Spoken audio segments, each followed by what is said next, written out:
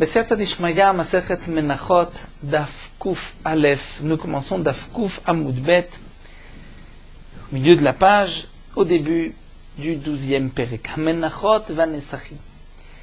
Dans une nouvelle Sugya, la Mishnah nous enseigne la Menachot Vanesachim. Les Menachot, donc les offrandes de farine, Vanesachim et le vin qu'on verse sur le Mizbeach, chez Nitme'u, qui sont devenus impurs, ils ont été au contact d'une source d'impureté. Donc lorsque les menachot, les offrandes ou les nesachim, les ablutions, le vin, ont été impurs, on ne peut plus les utiliser pour le mizbeach. Est-ce qu'on peut les racheter la kedusha, et ensuite les utiliser pour une utilisation profane, et avec l'argent on rachètera des menachot ou des nesachim? Alors le Tana nous dit, tout dépend. Tant qu'on n'a pas mis la mincha dans un kli, ou les nesachim, le vin dans un kli charret, dans un ustensile du Bet Hamikdash, donc tant qu'il n'y a pas eu de kdusha tagouf, une kdusha sur la minchat nesachim, ou sur les nesachim, ou sur l'offrande, ou sur les nesachim, ou sur les menachot, yesh laim pidyon, on peut encore les racheter. Mais Mishekitchu Bekli Enem Pidyon. Une fois qu'on les a mis dans un keli, il y a à ce moment-là une Kedusha Tagouf et il n'y a plus de Pidyon, on ne peut plus les racheter. Pour bien comprendre toute la Sugya que nous allons étudier, nous sommes obligés de rappeler quelques dynimes concernant le Pidyon. Tout d'abord, dans les Kedushot, lorsque on est Makdish une bête, ce korban, cette bête sera korban ola, korban khatat, korban hacham. Lorsqu'on a été magdish cette bête pour korban ola, la bête reçoit ce qu'on appelle une kedushat agouf. Une kedusha du corps de la bête elle-même. Elle a une kedusha qui est appelée kedushat mizbeach, puisque cette bête sera sacrifiée sur le mizbeach. Lorsqu'on offre un morceau d'or ou d'argent pour le Bet Hamikdash, il est évident qu'il n'y a pas de Kedushat Agouf, il y a Kedushat Damim. En vérité, tout dépend. Est-ce que ce qu'on a offert pour le Bet Hamikdash, il peut y avoir une utilisation pour le Bet Hamikdash même, ou c'est seulement la valeur de cette chose qui sera utilisée pour le Bet Hamikdash?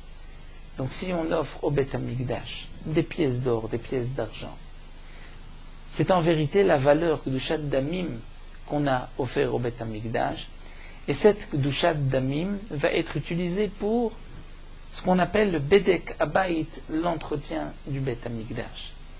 Il y a dans le Bet Hamikdash, nous avons Kedushat Mizbeach, ce qui va être brûlé ou versé sur le Mizbeach, et il y a ce qu'on appelle Kedushat Damim, qui est pour la Kedushat Bedek Abayit, c'est-à-dire pour l'entretien du Bet Hamikdash. Pour une bête qu'on a sanctifiée, on lui a donc donné une Kedushat Agouf, une Kedusha sur la bête elle-même, et quelle Kedusha? Une Kedushat Mizbeach, pour le Mizbeach. Tant que la bête n'a pas de défaut, on ne pourra pas faire de pidyon, racheter la Kedusha de cette bête et la transférer sur de l'argent. Mais si la bête a un défaut, c'est-à-dire si après sa kedusha tagouf, elle a reçu un défaut, la bête s'est brisé une oreille, cassé une patte, et qu'il y a un moum kavou, un moum fixe, on ne peut plus utiliser cette bête pour un korban, à ce moment-là, on pourra racheter la kedusha de la bête sur de l'argent, et avec cet argent on rachètera des korbanot. Et la bête pourra être mangée en tant que ce qu'on appelle psoulé amugdashim, c'est-à-dire d'une bête qui était kodesh et qui a eu un défaut qu'on a racheté.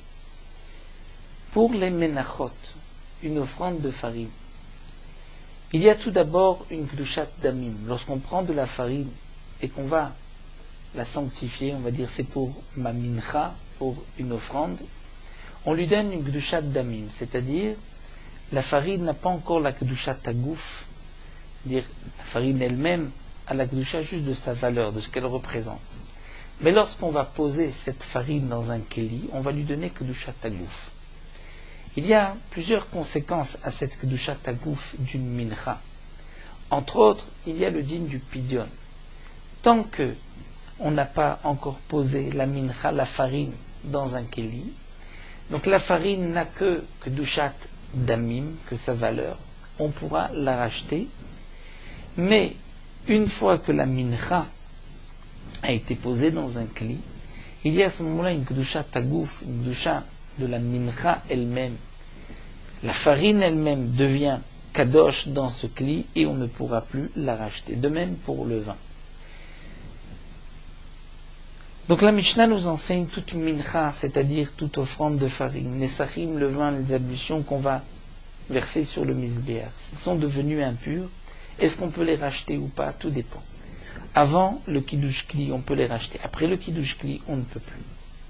La Mishnah continue à Ofot, les oiseaux, ve'etzim, et le bois. C'est-à-dire si un homme a sanctifié des oiseaux, 2 colombes pour ses corbanotes, ou une colombe pour un corbanot, etzim du bois, il va offrir du bois au Beth Amikdash, va levona, de la levona, pour la mincha, ou un kli-charet, il va offrir un ustensile au Beth Amikdash.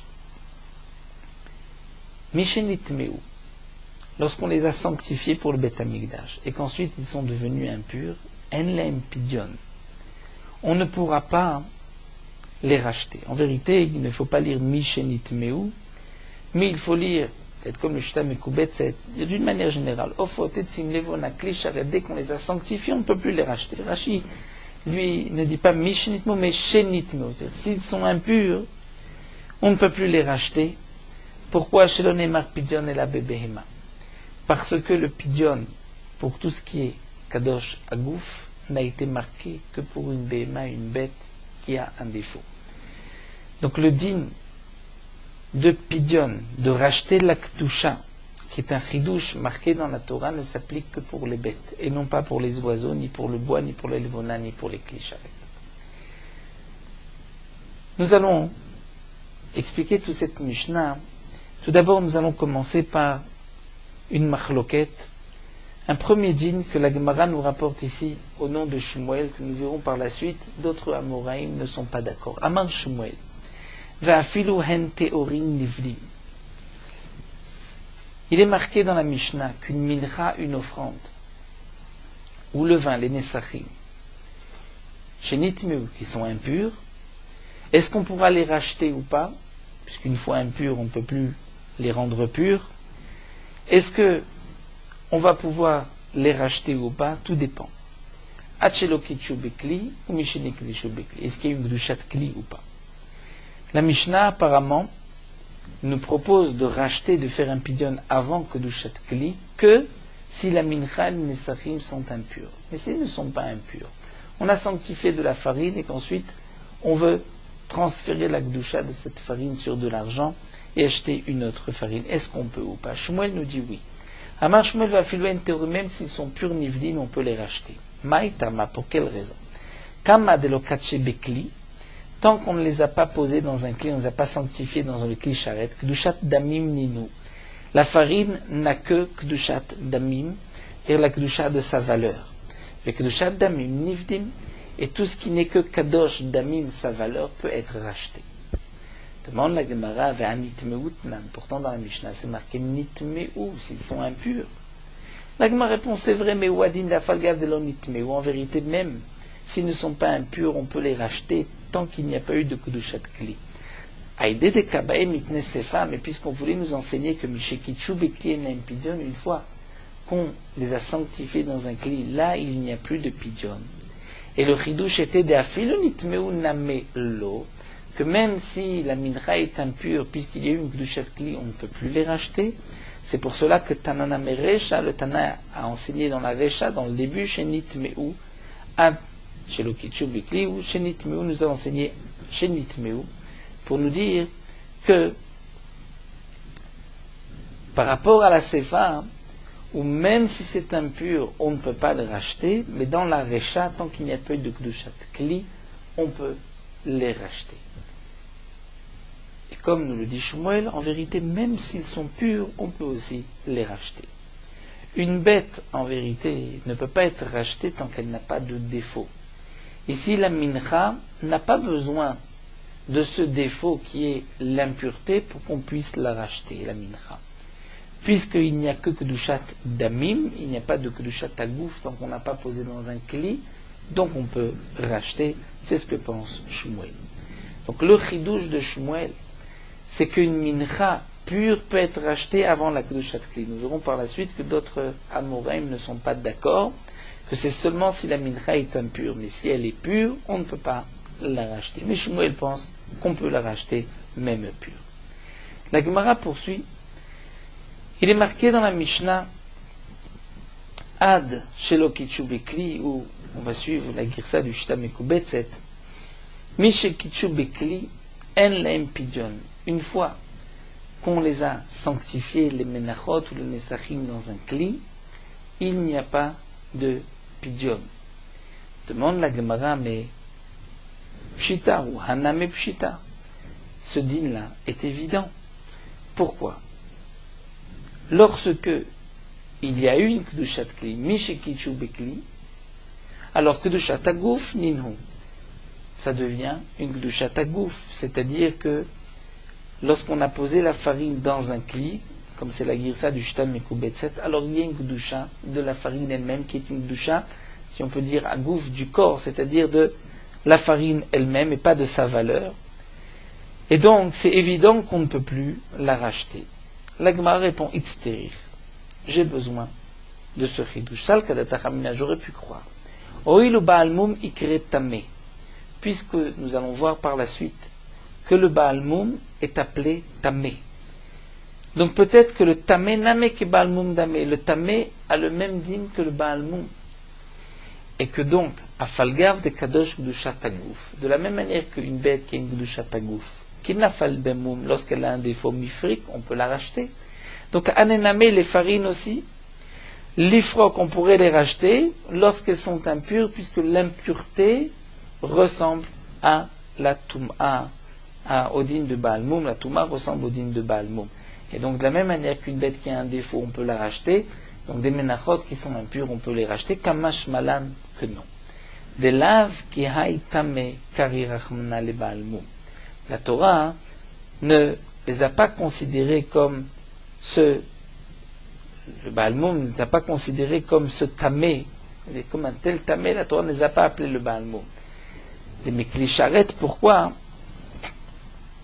Des miklisharet lo ashkechan des mifrik, parce que nous n'avons pas vu dans toute la Torah que ce qui a été sanctifié dans un klisharet, on peut le racheter. Et Rachid nous dit que même une bête qui a un défaut, si on l'a égorgé, donc le sakin, le couteau, est aussi un klisharet qui sanctifie la bête par la shrita, on ne peut plus ensuite la racheter. Donc de même, on dira, bien que les menachot et les nesachim sont impurs, et c'est vrai que l'impureté ressemble au défaut, puisque le baalmoum est appelé tamé, malgré tout, on ne dira pas que la touma c'est comme un défaut, et on ne permettra pas les menachot, une fois qu'on les a posés dans un kli, de les racheter. Pourquoi? Puisqu'une fois qu'il y a un kiddush kli, on ne peut plus les racheter. Ça, c'est ce que nous enseigne donc Shmuel. Donc la Gemara nous a enseigné jusque-là. Les menachot et nesachim. On va rester avec les menachot, c'est plus simple à chaque fois de reprendre menachot, nesachim, mais le din des menachot, c'est le même que les nesachim. Donc des farines qu'on a sanctifiées, kdusha tapé par la bouche, tant qu'on n'a pas mis les menachot, les farines dans un keli, on peut les racheter, puisqu'il n'y a que kedushat damim de la valeur. Mais une fois qu'on les a posés dans le kli, puisqu'il y a kedushat tagouf, on ne pourra plus les racheter, même s'ils sont impurs, puisque cette impureté ne ressemble pas au din du baalmoum, étant donné que même une bête qui a un défaut, une fois qu'il y a eu la kedusha du sakin, on ne peut plus nous la racheter. Le chidouche de Shmuel était donc que même si la mincha est pure, avant qu'on l'ait posée dans un kli, on peut la racheter. La Gemara continue, Baalmoum echa ikre tamé. Où est-ce que nous avons vu qu'une bête qui a un défaut est appelée tamé? La Gemara nous rapporte une braïta des Tanya. Nous avons un passou qui nous dit Ve'im kol behema. Le pasuk dit Vim kol behemat mea shel yakrivu mimena korban lashem ve'emid et habehema lifnei kohen. La Torah nous dit toute behemat mea, de laquelle on ne peut pas sacrifier, faire de korban, alors on va l'amener devant le Kohen va l'évaluer, va nous donner sa valeur pour qu'on puisse la racheter. Ce pasuk nous parle, nous dit la Braïta, Beba'ali mumim shenivdim akatuv medaber. Le pasuk qui nous parle d'une bête impure, c'est-à-dire d'une bête qui n'est pas cachère à la consommation, d'une bête qu'on ne peut pas sacrifier sur le misbéach. Eh bien la Braïta nous dit non, il ne s'agit pas d'une bête méa comme un âne, un cheval, un chameau, mais il s'agit d'une bête cachère comme un veau, un mouton, mais Beba'ali mumim qui ont un défaut chez Nivdim, qu'on peut les racheter à Katuv Medaber, la Torah nous parle. C'est-à-dire que ce qui est marqué dans le pasuk Vim kol behemat mea, il ne s'agit pas d'une bête impure, mais d'une bête qui a un défaut. Et donc la bête qui a un défaut est comme une bête impure qu'on ne peut pas sacrifier sur le misbéach. Et la Braïta s'explique. Ataomer Beba'ali mumim chez Nivdim, chez Nivdo, est-ce que tu dis que le pasuk où c'est marqué Tmea nous parle d'une bête qui a un défaut qu'on peut racheter, ou peut-être que le pasuk nous parle vraiment d'une bête impure qu'on peut racheter. La Gemara continue, mais puisque c'est marqué dans un autre pasuk, le pasuk nous dit que si c'est une bête impure qu'on a sanctifiée, ou pas d'aberkecha, c'est marqué qu'on va la racheter de sa valeur. Donc, donc dans ce pasuk-là, le din de la behemat est déjà marqué. Donc l'autre pasuk, le premier que nous avons vu, Vim kol behemat mea, on ne va pas parler d'une bête impure, puisque ce pasuk étant trop, on nous a déjà parlé de la behemat mea plus loin. Donc je suis obligé de dire que il s'agit d'une bête qui a un défaut qu'on rachète. Est-ce qu'on peut racheter la bête même si c'est un défaut qui est provisoire? C'est-à-dire la bête va guérir.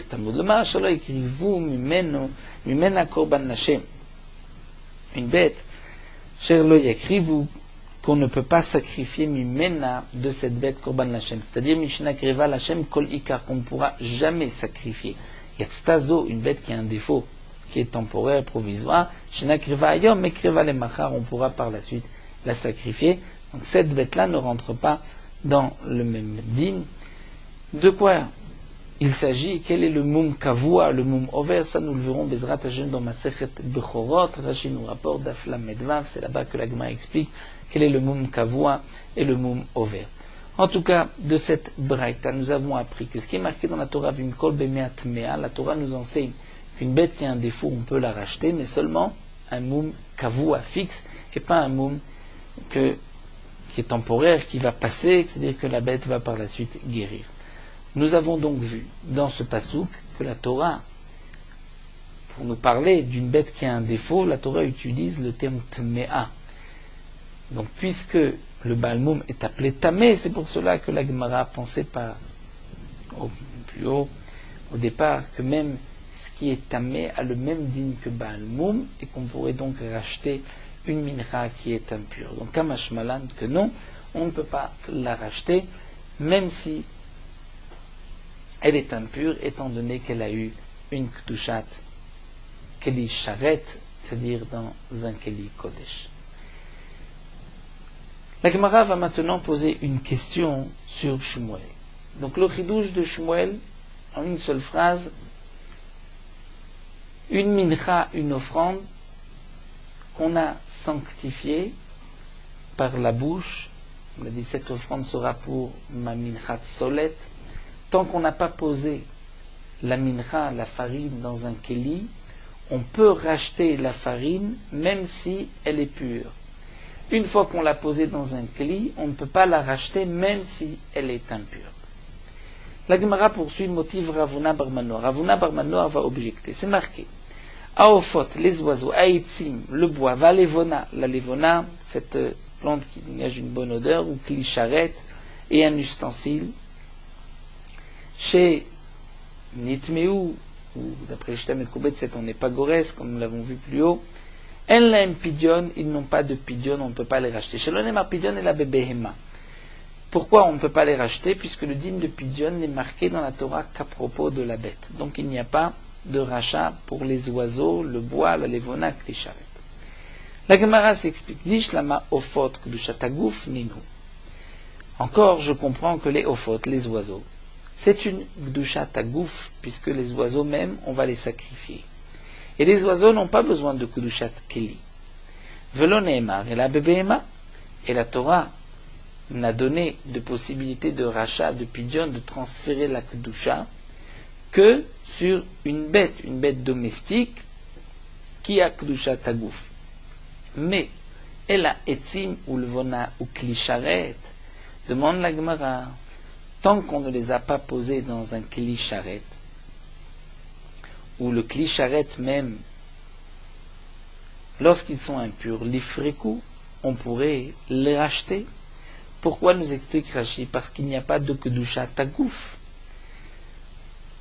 Le klisharet va nous servir à un korban, etzim ou levona qu'on n'a pas encore mis dans un kli, n'ont pas encore de kedusha tagouf. Donc pourquoi c'est marqué qu'on ne peut pas les racheter? L'ifrekou, on devrait les racheter. Et là, pourquoi on ne peut pas les racheter? C'est que tu vas expliquer, tu vas dire, elle alav, mishum de théorim, be'alma, en nivdim. C'est qu'en vérité, même les menachot et les nesachim purs, on ne peut pas les racheter. Et donc, une mincha, une offrande pure, on ne peut pas la racheter, même avant Kedushat Kli.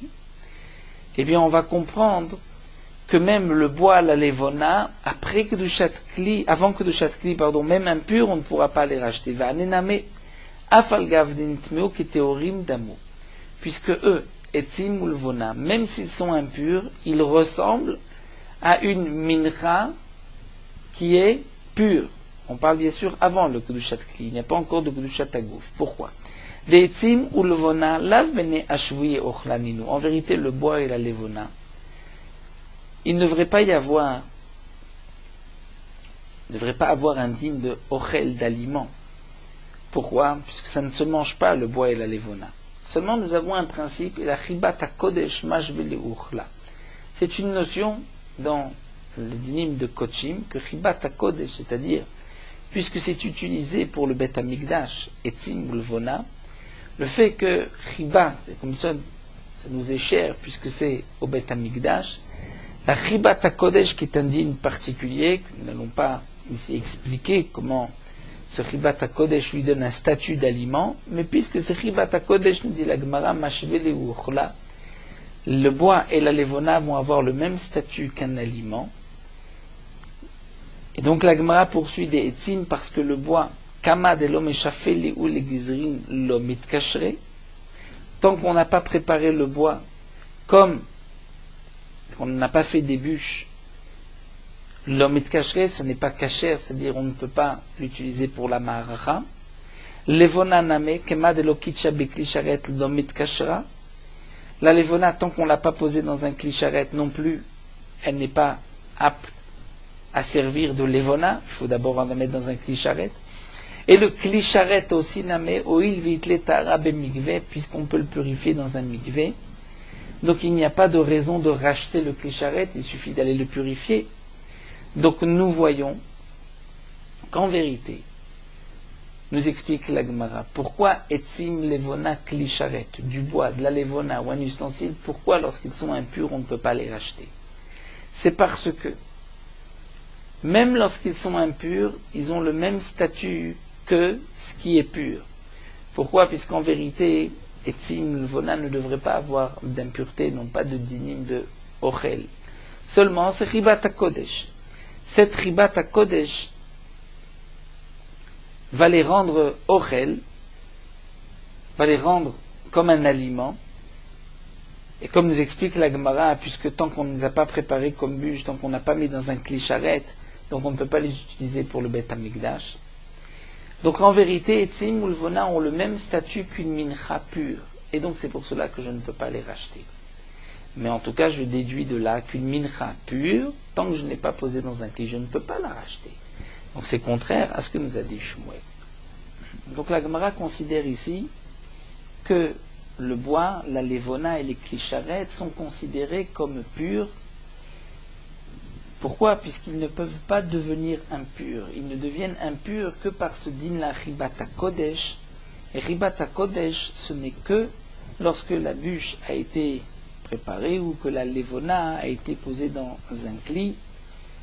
Le kli sharet, de toutes les manières, puisqu'on peut le tremper dans un mikvé, même s'il est impur, il est considéré comme pur. Donc, puisque les morceaux de bois ne peuvent devenir impurs que s'ils ont été coupés, ici on parlera de bois qui n'a pas été coupé en bûche, la levona qui n'a pas été posée dans un kli. Donc cet or, ça ne peut pas devenir impur. Ce qui est marqué chez Nitmeou, il faudra dire qu'ils ont juste été au contact d'une impureté, mais qu'ils ne sont pas impurs. D'autres mefarshim expliquent, comme ici Tosfot, j'ai expliqué, que peut-être, même si c'est impur, même si la bûche a été préparée, même si il y a un kiddush kli, comme ce n'est qu'une impureté légère, puisque c'est chibat à kodesh, ce din-là qui les rend impurs, malgré tout, par rapport au din de Pidyon, sont considérés encore comme purs. Et donc, c'est pour cela que la Gemara pose la question par rapport au din de Shmuel, qui lui a dit que même purs, on peut les racheter. Donc ça, c'est ce que la Gemara, la comparaison de la Gemara, puisque là, il n'y a que Chibat HaKodesh. Et la Gemara va répondre non. En vérité, une mincha pure, je peux aussi la racheter tant que je ne l'ai pas me posée dans un keli. Et c'est vrai que Etzim ou Lvona ont le même statut qu'une mincha pure, alors pourquoi je ne peux pas les racheter? Simplement, Ve'ane mishum de loshrichehu. Étant donné que la levona et le bois, même klisharet, comme nous allons le voir, ces trois choses-là ne sont pas fréquentes et on ne les trouve pas facilement. Les chachamim ont interdit de les racheter, c'est-à-dire de leur enlever leur kedusha. Parce que si on leur enlève leur kedusha, on aura du mal à trouver du bois ou de la levona ou d'autres klisharet pour les remplacer.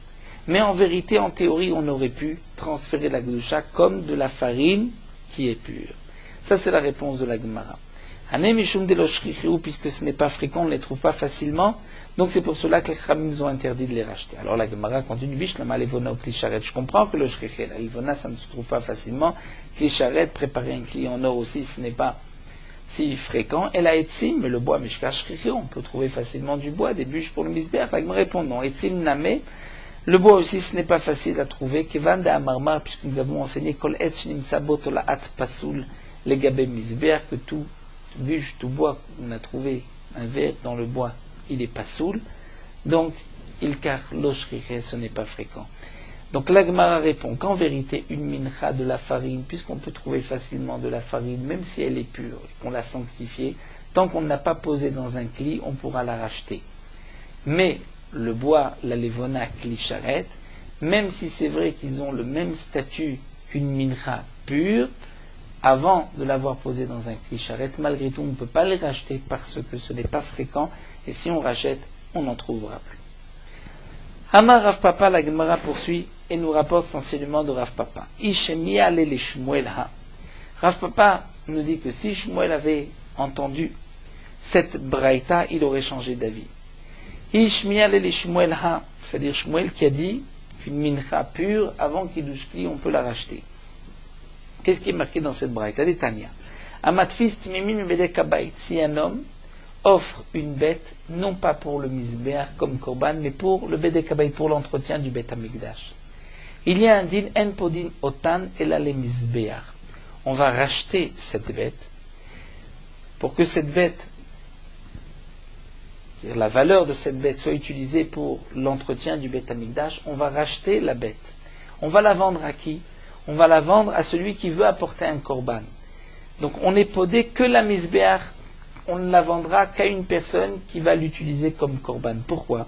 Chez Kol Haraoui les misbéach eno yotse mide misbéach leolam, puisque tout ce qui est apte au misbéach, même si ça n'a pas été offert pour le misbéach, mais offert pour l'entretien du bet amigdash, eh bien on ne peut pas faire sortir cette bête du misbéach. Donc on va la vendre. Avec l'argent, on utilisera cet argent pour l'entretien du bet amigdash, mais la bête elle-même sera vendue à quelqu'un qui va la sacrifier. Et donc, afalgav de kedushat damim ninhu, en nivdim, oil veteorim hem. Bien que il y a qu'une kedushat damim, c'est-à-dire, en vérité, d'après le Shita Mekubetset, on devrait sauter ces deux lignes, puisque c'est vrai que dans Matfis Mim de Kabait, la Shon ici, avec de Shadamim, n'est pas tout à fait précis. On va quand même traduire Ve'afalgav de Gdushat Damim Nidhu, c'est-à-dire bien que cette bête, on a sanctifié que sa valeur, mais pas la même elle-même, la bête elle-même, malgré tout, En Nivdin, on ne pourra pas la racheter complètement, mais on la rachètera pour le Misbeach, ou il Vetorim, puisqu'elle est pure, puisqu'elle peut être sacrifiée au Misbeach. Mais bon, d'après le Shita Mekubetset, on doit laisser c'est depuis Ve'afalgav jusqu'à Hem. En tout cas, nous dit Rav Papa, si Shmuel avait entendu cette Braïta, avait Adarbe, il aurait changé d'avis. Pourquoi? Puisque dans la Braïta, on vient de voir que si on offre une bête pour l'entretien du Beth Amikdash, on va racheter cette bête, on va prendre l'argent pour le Beth Kabait, mais la bête va aller au Misbéar. Donc de même, si nous avons sanctifié de la farine pour le Misbéar, et qu'on veut racheter cette farine, on ne pourra pas le transférer de la Gdusha, on devra utiliser cette farine pour le Misbéach aussi.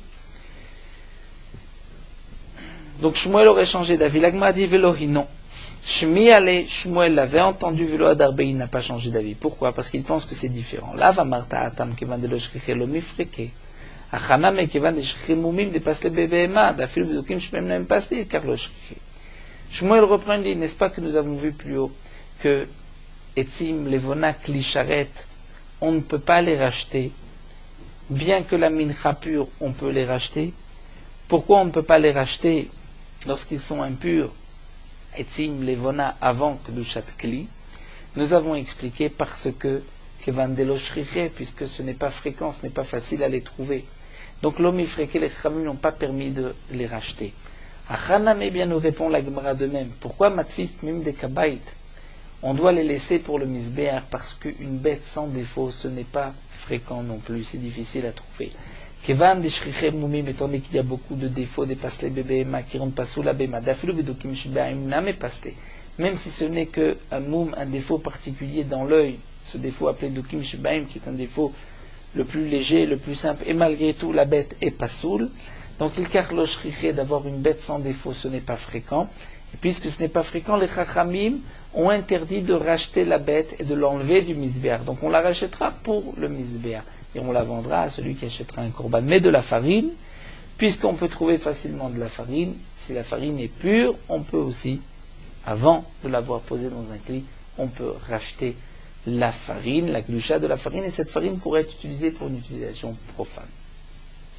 Donc là, nous avons défendu l'opinion de Shmuel.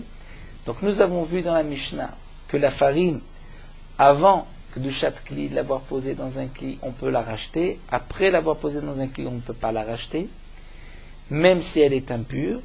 Avant de l'avoir posée dans un kli, on peut la racheter. Shmuel nous avait dit, même si elle est pure. Rav Kahana Amar, l'agma poursuit, Rav Kahana nous dit non. Tmeim nivdim, teorim el nivdim. Si la farine est impure, avant de l'avoir posée dans un kli, on peut la racheter. Mais si elle est pure, on ne pourra pas. De même, Raboshia a dit Tmim nivdim, teorim en nivdim. Si elle est impure, on pourra la racheter. Si elle est pure, on ne la rachètera pas. Ika d'Amré, d'après une autre version, Amaraboshia a fait le teorim nivdim. D'après une autre version, Raboshia lui a dit que même si c'est pur, on peut la racheter, donc comme Shmuel. Et Rab Lazar Omer, Kulam tmeim nivdim, teorim en nivdim.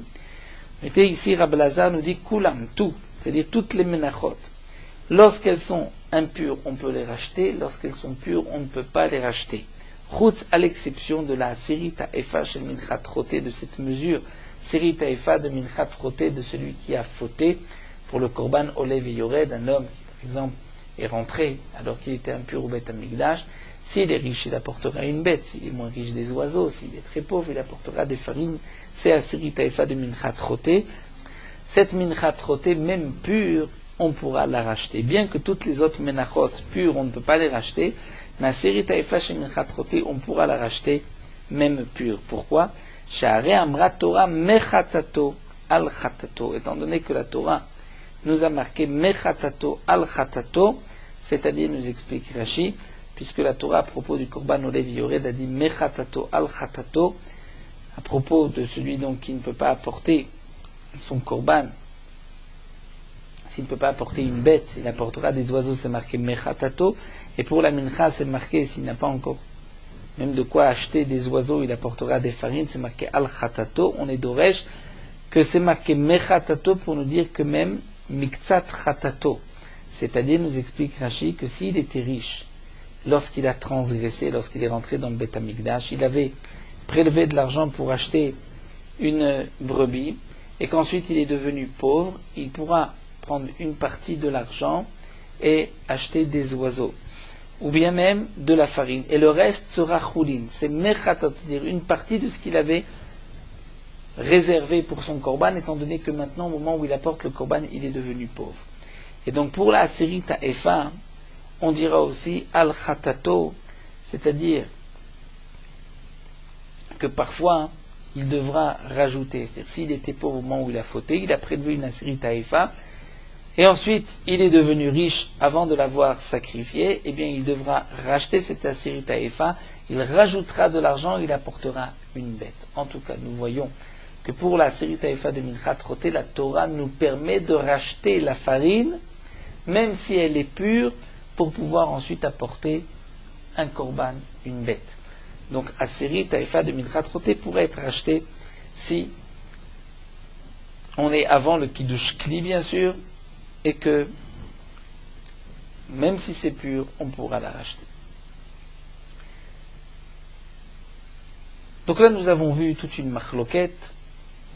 Est-ce qu'une mincha, avant de l'avoir posée dans un kli, lorsqu'elle est pure, on peut la racheter ou pas? D'après Shmuel, on pourra la racheter. D'après d'autres Amoraim, comme nous l'avons vu, on ne pourra pas la racheter. La Gemara continue avec une nouvelle soubia. Amar Rav Oshia. Rav Oshia nous enseigne, Shamati, j'ai entendu, Pigel bamincha le Rabbi Shimon eno metame tumatochri. Nous allons voir par la suite que d'après Rabbi Shimon, qui a dit que tout ce qui est Asur Ba'ana'a n'a pas d'impureté du Tumat Ochlim, c'est-à-dire au contact d'une impureté, ne deviendra pas impur, puisque c'est Asur Ba'ana'a, ce n'est plus un Ochem, on ne peut plus le manger. Eh bien, nous dit Rav Oshia, j'ai entendu que si un homme a été Mefagel Bamincha, il prend une mincha et il pense manger, au moment où il prend le kometz de la mincha, il pense manger les restes de la mincha, les machar, le lendemain, il a donc rendu la mincha pigoul. Eh bien, d'après Rabbi Shimon, cette mincha ne pourra pas avoir de tumatochlim, d'impureté d'aliments, puisqu'elle ne pourra pas être mangée, elle est donc asur ba'ana. Ditnan, la Gemara nous rapporte, c'est marqué dans une Mishnah, Aorla, des fruits pendant les 3 premières années, qu'il est à Kerem, c'est-à-dire lorsqu'on a mélangé du blé, de l'orge dans au milieu de vigne, donc le tout est interdit, on va dire le raisin est interdit, Veshor aniskal, il est interdit Be'ana'a, le raisin, le blé, Veshor aniskal, un taureau qui a tué et qu'on doit lapider, si on l'a égorgé après le Gmardim, il est aussi asur Be'ana'a, une fois qu'on a appliqué la sentence qu'on devait le lapider, le propriétaire s'est dépêché de l'égorger, il est asur Be'ana'a. Egla Haroufa, la Egla Haroufa, la génisse, lorsqu'on a trouvé un mort entre 2 villes, on devait apporter une Egla Haroufa, on l'a fait descendre le Nachaletan et on l'a égorgé au lieu de lui briser la nuque, elle est aussi asur Be'ana'a. Vetzipore Metzora, les oiseaux du Metzora, que le Metzora, le lépreux, doit apporter pour commencer sa purification, si on les a égorgés, ou bien le Peter Hamor, qu'on a égorgé, c'est-à-dire le premier, le petit d'un âne, que normalement, si vous débaissez, on doit racheter contre un agneau. Si on l'a égorgé pour un non-juif,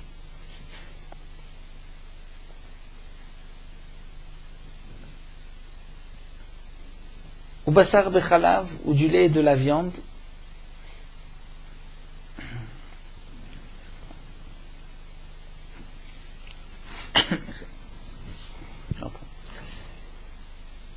comme nous explique Rashi, le Peter Hamor, tant qu'on ne l'a pas racheté, il est asur ba'ana, on n'a pas le droit d'en tirer profit. Basar bechalav, le lait et la viande qui ont cuit en même temps, c'est aussi asur ba'ana. Kulan metamim tumat ochlim. Si ils ont été au contact d'une impureté, ils deviendront impurs.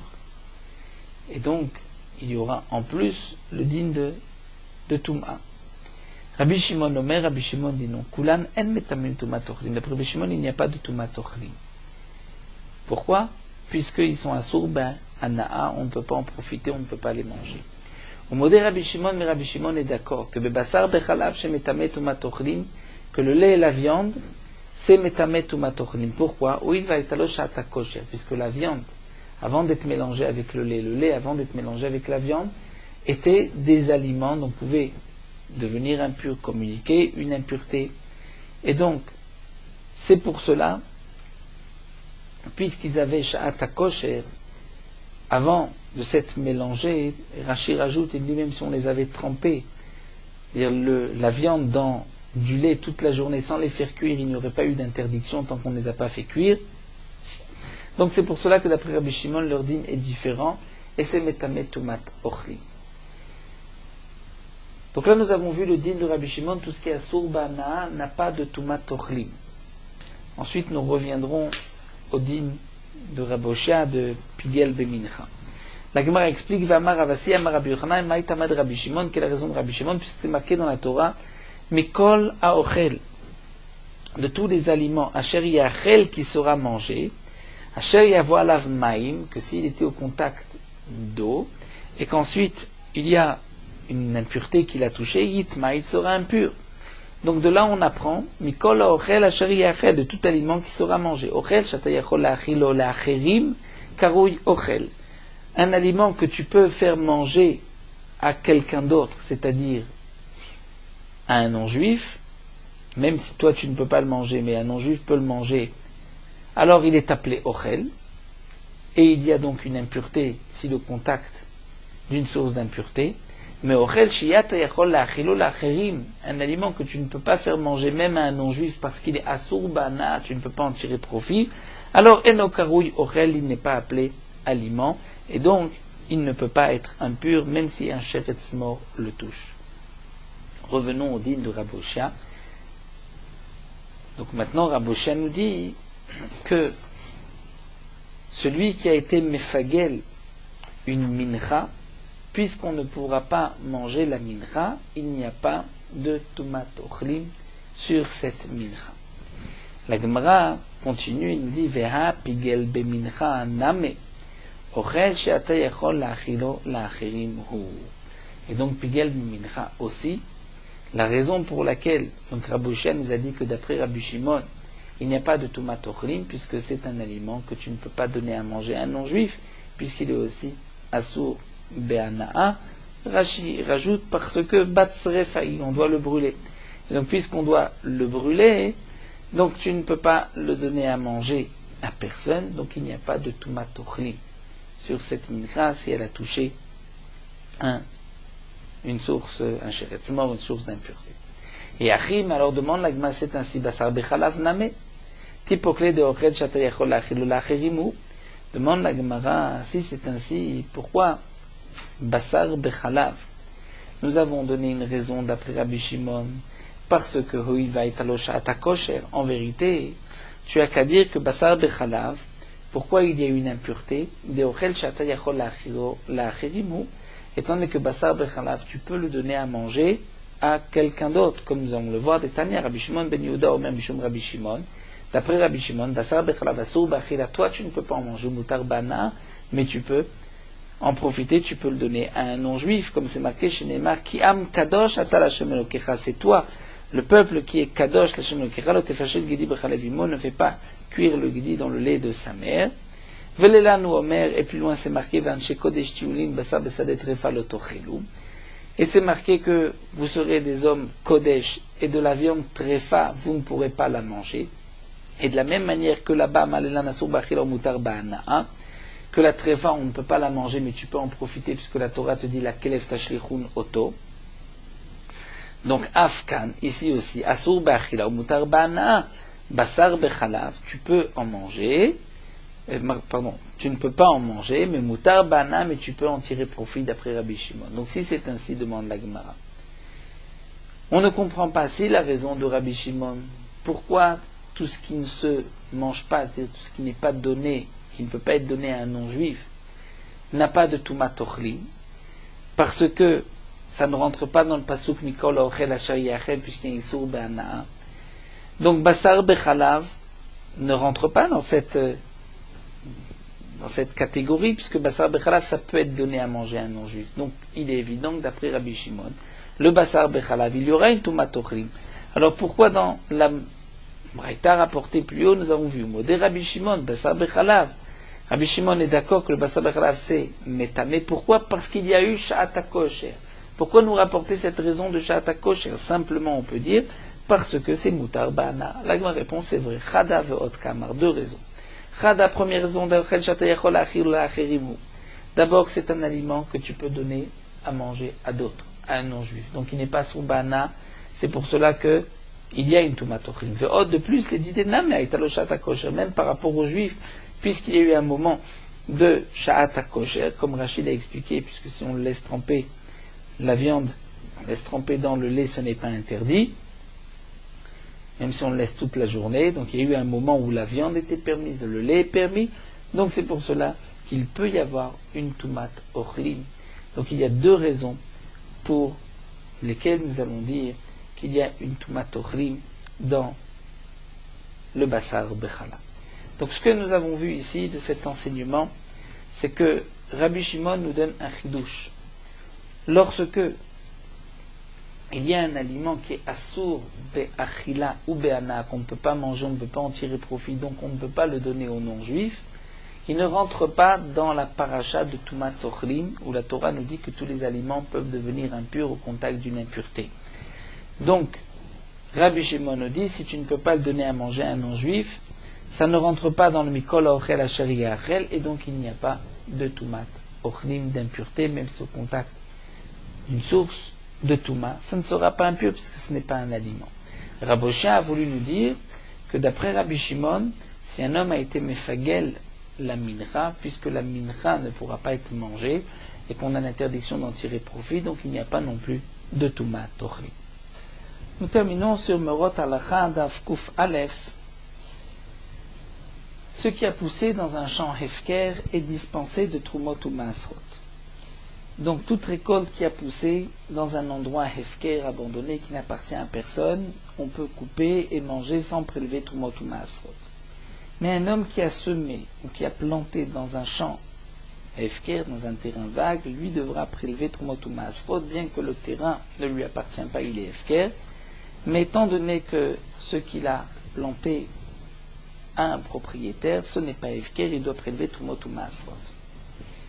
Toutes sortes de récoltes de qui poussent sur la terre où les gens n'ont pas l'habitude de les semer dans des jardins, dans des champs, mais que ça pousse toujours dans des endroits hefker, on pourra les consommer sans prélever Trumot ou Maasrot. Mais ceux qui poussent dans un désert ou au bord d'un fleuve, c'est aussi hefker, et tout celui qui voudra s'en approprier pourra, et donc on pourra aussi les consommer sans prélever Trumot ou Maasrot. Ce qui pousse dans la cour d'un homme, le propriétaire n'est pas makpid, tout celui qui veut peut venir se servir, c'est aussi considéré comme hefker, on peut prendre et manger sans prélever Trumot ou Maasrot.